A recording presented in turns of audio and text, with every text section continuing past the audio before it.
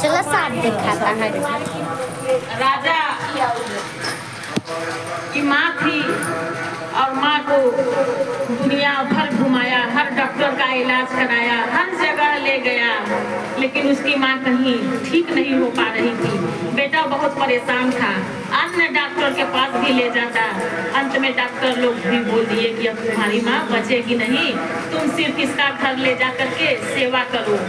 तो राजा बोला कि क्यों, मेरी माँ की अभी बूढ़ी नहीं हुई है, मेरी माँ की अभी उम्र बाकी है, क्यों डॉक्टर साहब मेरी माँ मर जाएगी, आप दवा करिए, हम आपको पैसा देंगे। लेकिन डॉक्टर के पास इसके अलावा और कुछ था नहीं कहने को। डॉक्टर ने कह दिया, बेटा माँ को घर लेके आया, रोता जा रहा था कि मेरा इस दुनिया में कोई नहीं है, मेरे माँ के सिवा, मेरी माँ को कुछ हो जाएगा तो हम कहाँ जाएंगे। ऐसे ही घूमते घामते सड़क के किनारे पहुंचा, सड़क पे चलता जा रहा था रोते हुए। साधु महात्मा जी मिल गए, उनके चरण पे गिरा वो राजा। तो महात्मा जी बोले कि बेटा क्या बात है, क्यों रो रहे हो। वो अपनी आप बीती उस साधु महात्मा से उस बेटे ने बताया कि बाबा जी हमारी माँ को पता नहीं क्या हो गया है, कोई अस्पताल कोई दुनिया का डॉक्टर नहीं छोड़े हैं, लेकिन मेरी माँ नहीं बचेगी, डॉक्टरों ने बोल दिया। तो महात्मा जी बोले तू किस युग में जी रहा है बेटा, आजकल के तो बच्चे अपनी माँ को आश्रम भेज रहे हैं, आजकल के तो बच्चे अपनी माँ को मार दे रहे हैं, तू किस युग का बेटा है।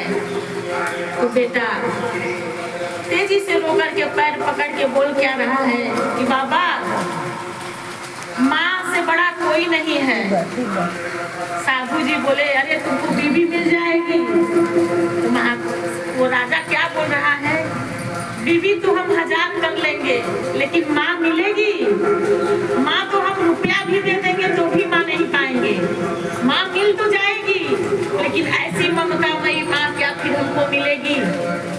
हम माँ को खरीद सकते हैं, दूसरी माँ को ला सकते हैं, लेकिन जो प्यार हम अपनी माँ हमारी देगी वो दूसरी माँ नहीं देगी, बीवी भी नहीं देगी। माँ आखिर माँ होती है। ये वो साधु जी उसकी परीक्षा ले रहे थे, तो बस उसको एक उपाय बता दिए। वो साक्षात भगवान शिव थे। बताए क्या कि बेटा एक पहाड़ी है, वहाँ पर एक मंदिर है देवाधिदेव महादेव का, उसमें कभी कोई जाता नहीं है, वो ऐसे ही पड़ा है शिवलिंग। तू जा करके वहाँ बोल, उनसे बोल, अपनी माँ का कष्ट बता उनसे।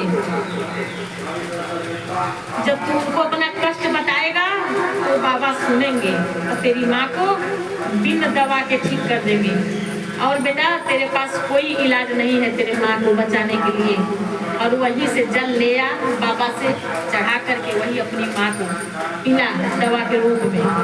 बोलो माँ ये दवा पी लीजिए, तेरी माँ उसी दिन से ठीक होना शुरू कर देगी। जा तू भी बोलेगा कि किस साधु से हम बात किए हैं, जा बेटा।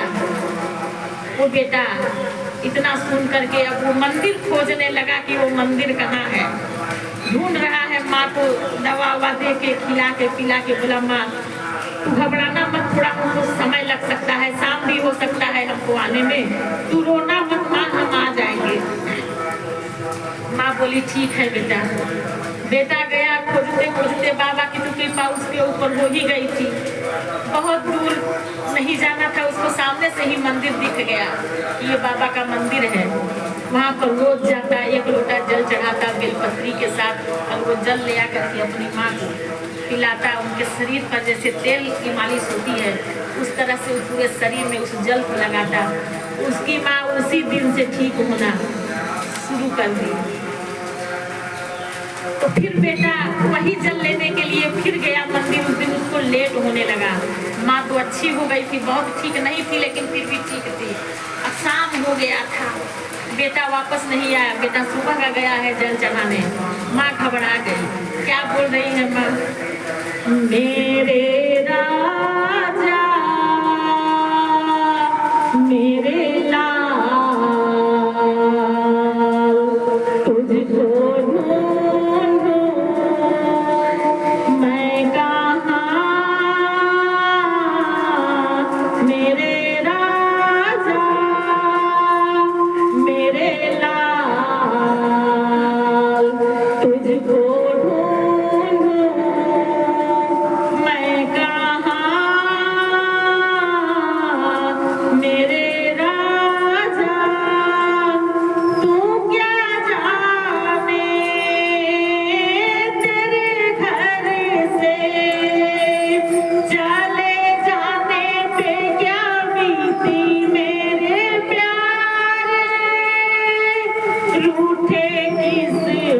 मत रूठे दुनिया, मेरे अखियों के तारे तू क्यों रूठा, रूठे किस्मत रूठे दुनिया, मेरे अखियों के तारे तू क्यों रूठा, आजा वापस आजा मेरे राजा,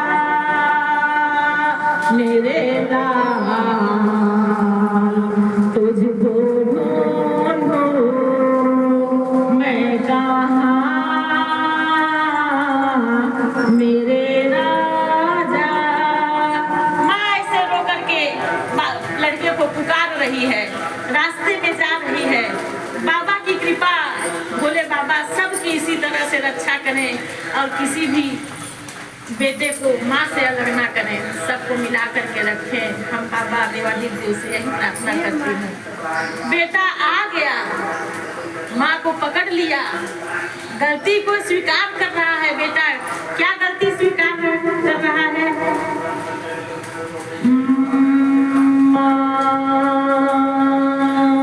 तू कितनी अच्छी है, तू कितनी भोली है, प्यारी प्यारी है ओ माँ,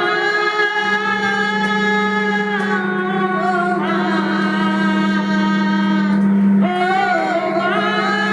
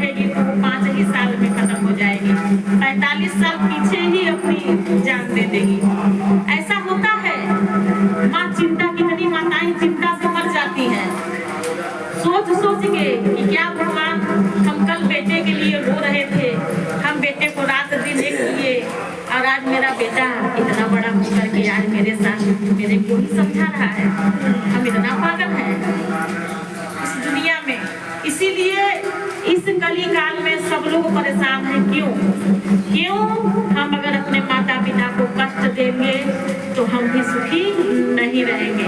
हम जाएंगे भगवान का दर्शन करने, हम कांवर लेके चले जाएंगे बाबा धाम जल चढ़ाने, और माता बूढ़ी बैठी है घर में, सास ससुर बूढ़े बैठे हैं, उनको हम एक कप चाय के लिए किसी और से बोल करके नहीं आए, उनका व्यवस्था करके नहीं आए, क्या वो जल मेरा बाबा स्वीकार करेगा? नहीं करेगा, बिल्कुल नहीं करेगा। अरे तेरी माता पिता घर में भूखे हैं, तू हमको जल पिला रहा है, कभी मैं नहीं लूंगा तेरा जल। स्वयं हमारे देवाधिदेव महादेव ऐसे बोलते हैं। इसीलिए भगवान, पहला भगवान तो हमारे घर में ही है, हम उनकी सेवा कर लिए, हमारा जल सब जगह चढ़ गया, हमें जाने की जरूरत कहीं नहीं है। पहला सेवा वही है, भगवान तो मेरे घर में ही है, हमें कहीं जाने की जरूरत नहीं है। इसीलिए अपने बुजुर्ग माता पिता जितने हैं बस उन्हीं के मंदिर समझ लो, भगवान समझ लो, देवी समझ लो, सब समझ लो, वही हमारे सब कुछ है। ये आज की कथा में ये प्रसंग